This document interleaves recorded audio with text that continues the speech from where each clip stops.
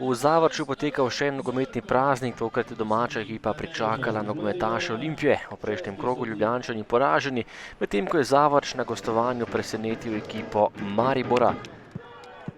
Domači so poskušali še enkrat premagati Ljubljančane, kar jim je že uspelo v letošnjem prvenstvu. Še več, Olimpija sploh ni dala gola Zavrču na 2 tekmah. Tole pa je že prva akcija in 5. minuta, gol za domače. Josip Golubar je zadel, bivši igralec Olimpije je popeljal nogometaše Zavrča do prednosti 1:0. Izjemno dober začetek za domače in izjemno slab začetek za ljubljansko Olimpijo.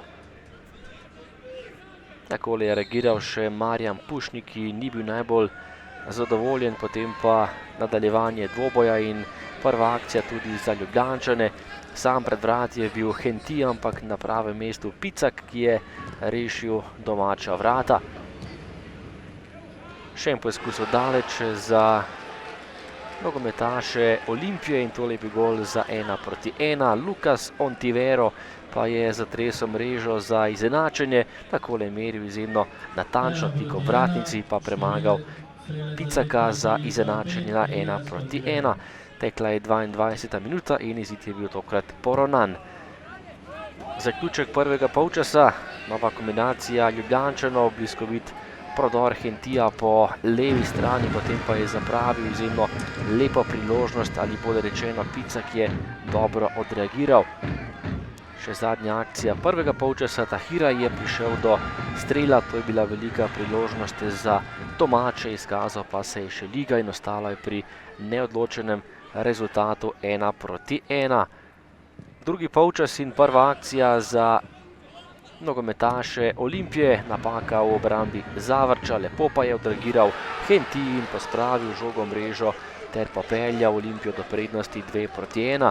Po dobri uri igre je Olimpija prišla do preobrata, po golu v 5. minuti v njihovi mreži je takole Henti zadel za 1:2. Na zadnjih tekmah nekoliko slabši Henti, ampak očitno je spet našel nekoliko boljšo formo. Nov napad tudi Zavrča, do konca tekme so poskušali zadeti za izenačenje. Matjašič je streljal, še Liga je šel iz gola, ampak na koncu le kot za nogometaše Zavrča brez 11-metrovke. Žoga je končala v kotu. Domači so želeli najstrožjo kazen, ampak je niso dobili. V zadnji minuti pa še strel Datkoviča, nekoliko čez gol, podal je Riera, ampak ostala je pri pomembni zmagi, pri 2 golih Olimpije in znova je prednost pred Mariborom nekoliko višja.